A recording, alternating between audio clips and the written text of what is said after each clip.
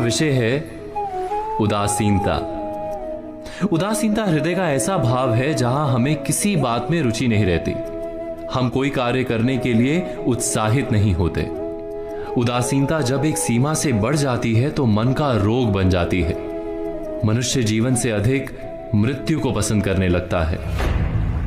हम सब जीवन में कभी ना कभी उदासीनता का अनुभव अवश्य करते हैं। मन निराशा से भर जाता है और हम कार्य का त्याग कर बैठते हैं। अधिकतर हमारी उदासीनता कुछ समय के लिए ही होती है, इसलिए उससे होने वाली हानि को हम पहचान नहीं पाते।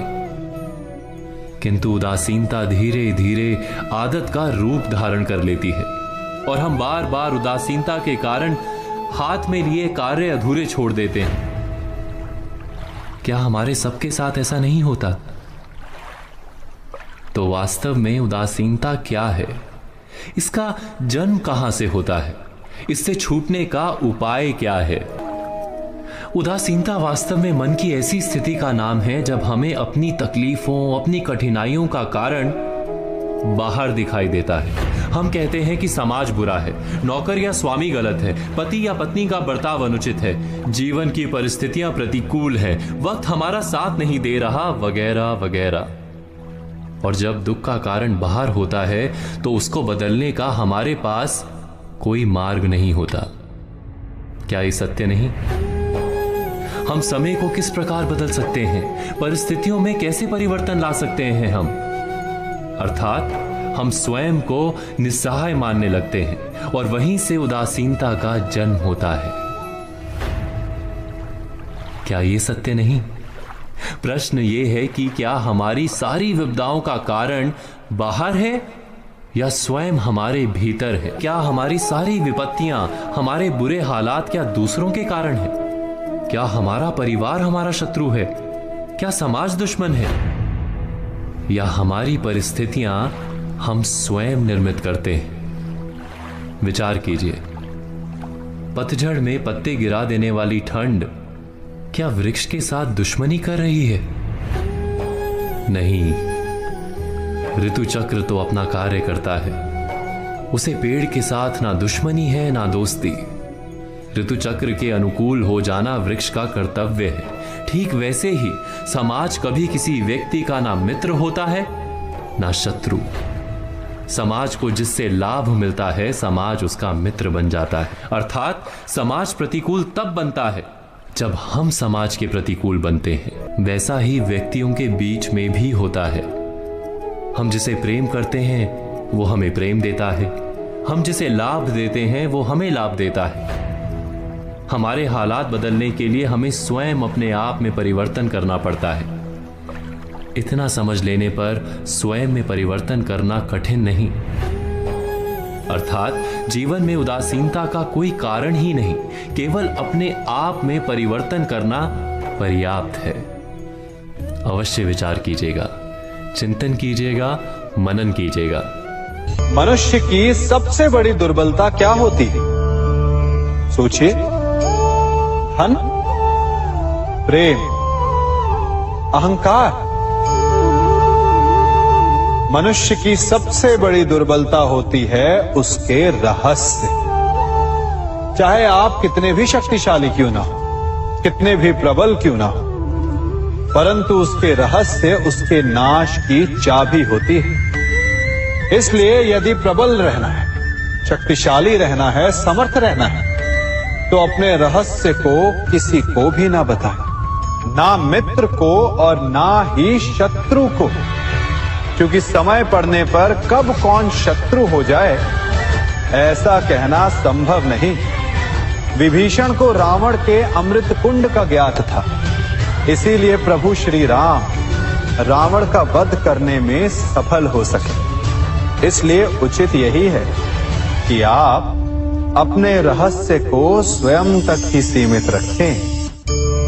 मनुष्य का मन बड़ा विचित्र होता है, कल्पना में ही विकास करता है, संपन्न भविष्य का स्वप्न देखता है और कल्पना में ही जो नहीं हुआ उससे भय खाता है। और यही भय मनुष्य का सबसे बड़ा शत्रु है। हमारे भविष्य के मार्ग में, हमारे आनंद के मार्ग में सबसे बड़ी बाधा है। अब आप लोग मुझसे पूछेंगे कि इसका तोड़ क्या है, भय से मुक्ति कैसे पाई जाए? तो ये प्रश्न आप स्वयं से पूछिए। तनिक सोचिए, जब आप एक सुंदर भविष्य की कामना करते हैं तो उसे पाने के लिए आप परिश्रम करते हैं ना? ठीक उसी प्रकार भय से मुक्ति पाने के लिए आप उससे लड़ जाएं और उसका निवारण आपको स्वतः ही मिल जाएगा। इसलिए जब भी भय आपको सताए तो उससे भागे नहीं, उससे घबराए नहीं, क्योंकि भय का काम ही होता है आपको भयभीत करना। इसलिए जब भी भय आप पर आक्रमण करे तो आप भी उस पर पहले ही आक्रमण कर दें। हम सब मित्रों के साथ रहना चाहते हैं, शत्रुओं से दूर रहना चाहते हैं। क्यों? क्योंकि हमें जीवन में आनंद पाना है, जीवन में आगे बढ़ना है, स्वयं को संपन्न देखना है। और यदि किसी से भी आप पूछेंगे कि जीवन में सफलता पाने के लिए सबसे अधिक आवश्यकता किसकी होती है, तो हर एक आपको लगभग एक ही उत्तर देगा। सफलता प्राप्त करने के लिए आपको सच्चे मित्रों की आवश्यकता होती है। परंतु यदि आपको और अधिक सफल होना है तो आपको केवल मित्रों की नहीं, शत्रु की अधिक आवश्यकता है। अब आप कहेंगे, ये मैंने कैसी बात कर दी? तनिक स्वयं सोचिए। जब भी संकट आता है तो मित्र क्या करते हैं? आपकी सहायता करने के लिए आपके साथ खड़े हो जाते हैं। और संकट के समय में शत्रु और बड़ा संकट बनकर हमारे समक्ष खड़े हो जाते हैं। मित्र हमें सहायता देते हैं, अपनी शक्ति देते हैं, परंतु शत्रु आपके भीतर छिपी शक्ति को बाहर लाता है, आपको और अधिक बलवान बनाता है। संगति या साथ, मित्र और साथी मनुष्य के व्यक्तित्व के लिए सबसे महत्वपूर्ण होते हैं। अब आप कहेंगे, ये कैसे? मनुष्य अवश्य अपने व्यक्तित्व के लिए उत्तरदायी होता है, परंतु मनुष्य संगति में ना चाहते हुए भी उसका व्यक्तित्व संगत की भांति हो जाता है। इन पात्रों को देख रहे हैं, मध्य में जल रखा है, इसमें दूध है और इसमें मलिन कीचड़ रखा है। यदि मैं इस जल को इस दूध में मिलाता हूं तो ये जल दूध बन जाता है, और यदि इसी जल को इस मलिन कीचड़ में मिलाता हूं तो क्या हुआ? ये जल कीचड़ बन गया। ऐसी कोई युक्ति नहीं कि जल बिना घुले मिले दूध या कीचड़ में अपना अस्तित्व बनाए रखे या उनसे अलग रहे। और ठीक ऐसा ही मनुष्य के जीवन में भी होता है। यदि एक गुणहीन व्यक्ति गुणवानों की संगत में बैठे तो उसे भी गुणवान समझा जाता है, सम्मान का पात्र समझा जाता है। और यदि एक गुणवान व्यक्ति गुणहीनों की संगत में बैठे तो उसे भी तिरस्कार मिलता है। इसलिए अपने जीवन में सदैव संगति सोच समझकर सावधानी से चुनिएगा। कभी खेत में किसी किसान को खेती करते देखा है? वो उसे सींचता है, उसे जोतता है, पशु पक्षियों से खेत की फसल की रक्षा करता है, परंतु एक बात का वो सबसे विशेष ध्यान रखता है कि कहीं खेत में खरपतवार ना उग जाए, क्योंकि एक खरपतवार खेत की सारी फसल को नष्ट कर सकती है। ठीक उसी प्रकार यदि वंश की कोई संतान खोटी निकल जाती है तो वो समूचे वंश का सर्वनाश कर देती है। इसीलिए संतान के लालन पालन में विशेष ध्यान देना आवश्यक होता है। क्योंकि संतान वो फसल होती है जो वंश के आने वाले समय को महान बना सकती है या फिर वंश का पतन भी कर सकती है। मनुष्य भी बड़ा विचित्र प्राणी है। अपनों से नीचे के स्तर के लोगों को वो हे दृष्टि से देखता है, उनका उपहास उड़ाता है, उनसे बार बार कहता है कि तुम्हारा कुछ नहीं हो सकता, तुम भविष्य में कुछ नहीं कर पाओगे। जब मनुष्य के पास धन, संपत्ति, मान होता है तो वो दूसरों का आदर नहीं करता, परंतु वो एक बात भूल जाता है कि उससे भी अधिक शक्तिशाली कोई अस्तित्व में है, और वो है समय। काल काल अपना चक्र कब बदलेगा ये कोई नहीं जानता। समय अपनी करवट कब लेगा ये कोई नहीं जानता। कोयला भी समय के साथ साथ हीरे में परिवर्तित हो जाता है। इसलिए जीवन में कभी भी किसी का भी उपहास नहीं उड़ाना चाहिए।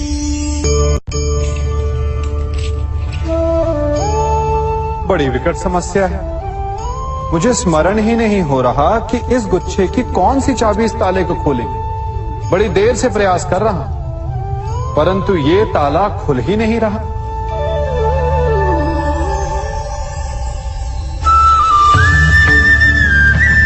ऐसी परिस्थिति में आप क्या करेंगे? अधिकतर लोग ऐसी परिस्थिति में अपनी आशा खो बैठते हैं। उन्हें लगता है कि चाबी खो गई, वो तिलमिला जाते हैं, क्रोधित हो उठते हैं। परंतु उस समय धैर्य रखें तो गुच्छे की अंतिम चाबी ताला खोल सकती है। कुल्हाड़ी का अंतिम प्रहार वृक्ष को काट के गिरा देता है, परंतु क्या सत्य में कुल्हाड़ी का अंतिम प्रहार वृक्ष को काट के गिरा देता है? आपको आपका लक्ष्य दिला देता है?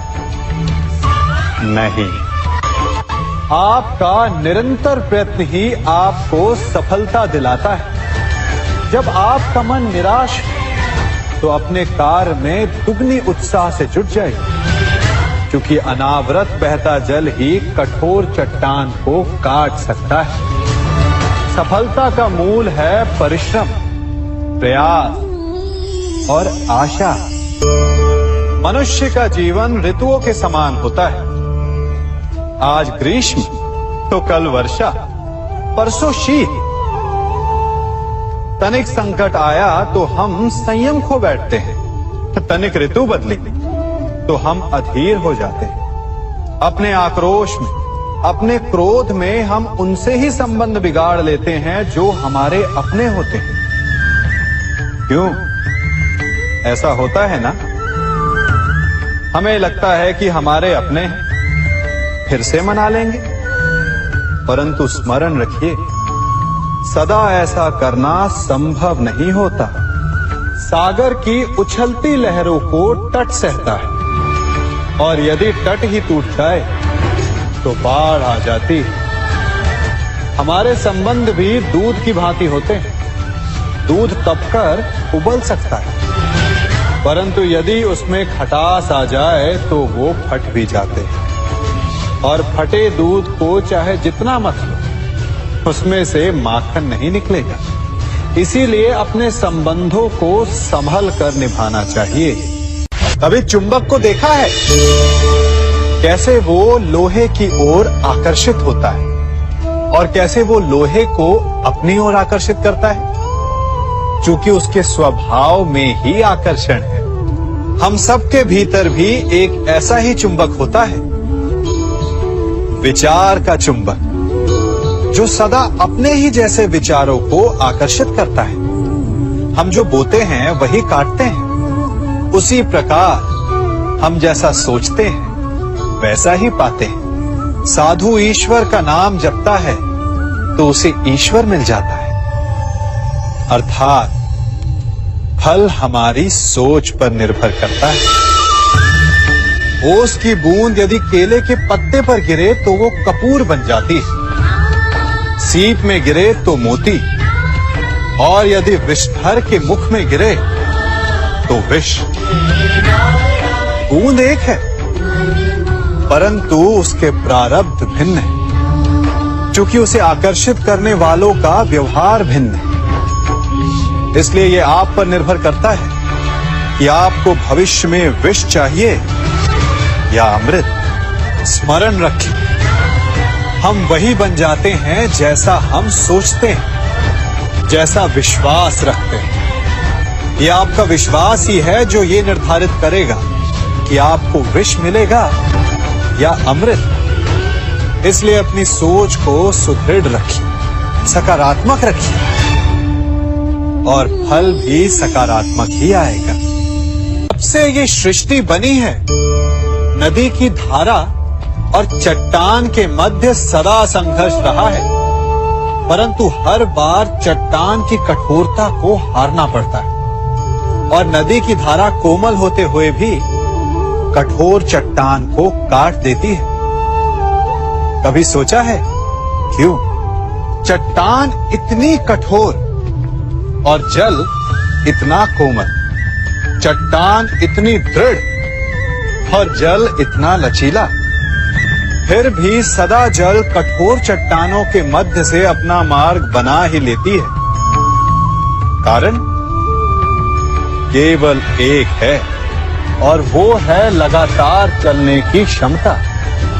जल बढ़ता रहता है, चट्टान अडिग रहती है। इसी कारण जल चट्टान को काटकर मार्ग बना लेता है। इसलिए लगातार चलते रहिए, रुकिए मत, क्योंकि चट्टान जैसी हर समस्या को आप भी जल की तरह काट सकते हैं। इस फल को देख रहे हैं आप? अभी अभी अपनी डाल से अलग हुआ है। बड़ा दुख होता है ना जब आप अपने उद्गम से अलग होते हैं, परंतु ये दूरी भी आवश्यक है। अब इस फल को ही ले लीजिए। अपने जीवनदाता वृक्ष से अलग होकर ये ना केवल किसी की भूख शांत करेगा, अभी तो इसके भीतर के बीज से एक नए वृक्ष का सृजन भी होगा और कई फल जन्मेंगे। सृजन की प्रतिक्रिया में पीड़ा आवश्यक है। यदि पीड़ा नहीं होगी तो सृजन नहीं होगा। पीड़ा अपने उद्गम से दूर होने, पीड़ा अपनों से दूर होने। इस फल की भांति हम मनुष्यों को भी अपने उद्गम से, अपने सगे संबंधियों से अलग होना पड़ता है, और यही अलगाव एक नए सृजन को, एक नई सृष्टि को, एक नए विकास को जन्म देता है। इसलिए ऐसे अलगाव से दुखी मत होइए, उसका स्वागत कीजिए, क्योंकि ये विकास की नींव है। अपराध वो भावना है जिसके कारण संसार में सदा दुख ही व्याप्त रहता है।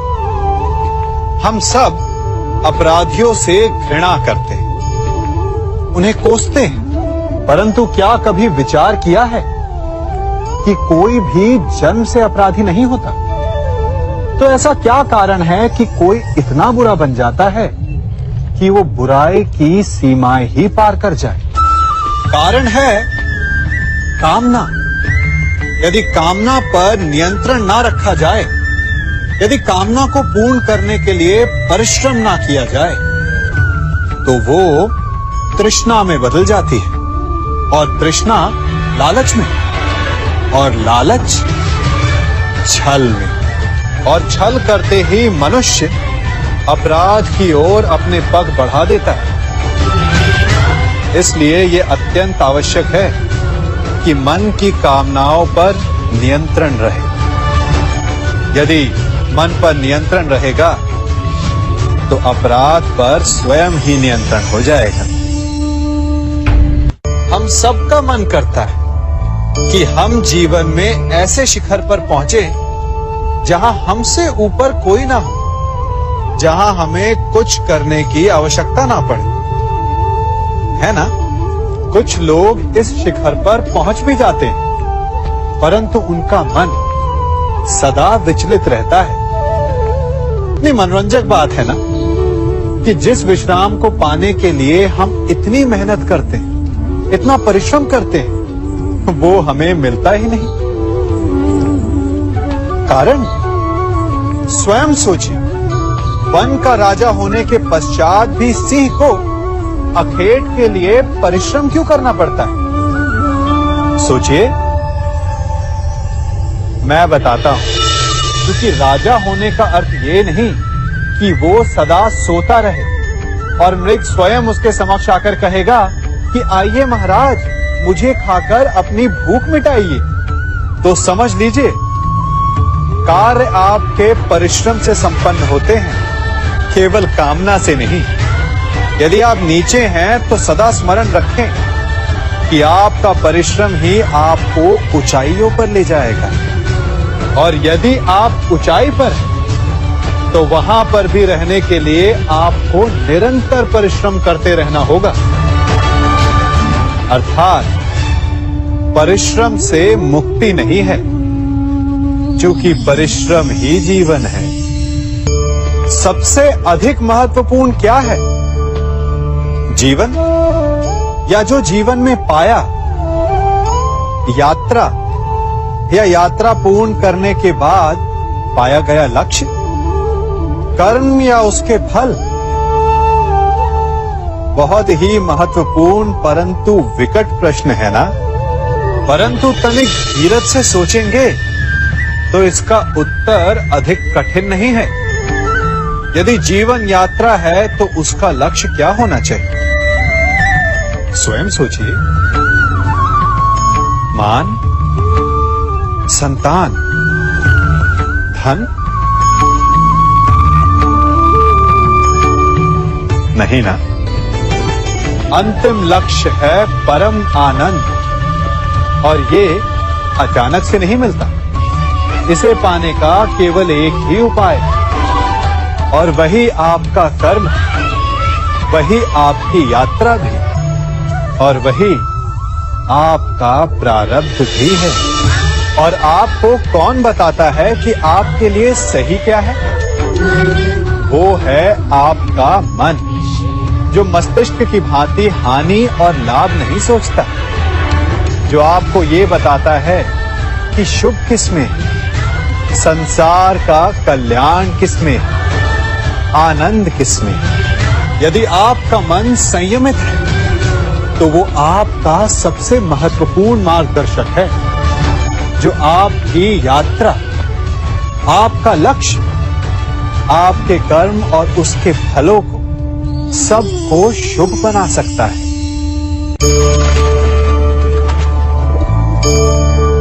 इन पक्षियों को देख रहे हैं आप? इनका उड़ना वायु में इतना संतुलन मुक्त कर देता है ना? इन्हें उड़ते देख आपके मन में भी इच्छा होती होगी कि इन्हीं की भांति आप भी स्वतंत्रता से उड़ पाएं।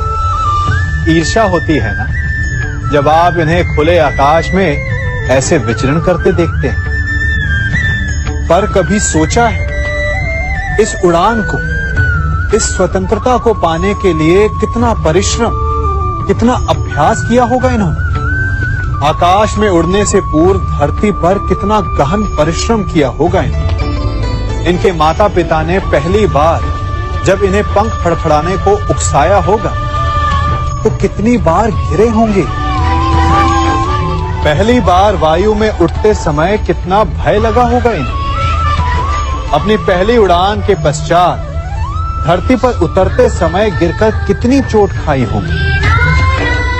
इस उड़ान का, इस स्वतंत्रता का ये मूल है।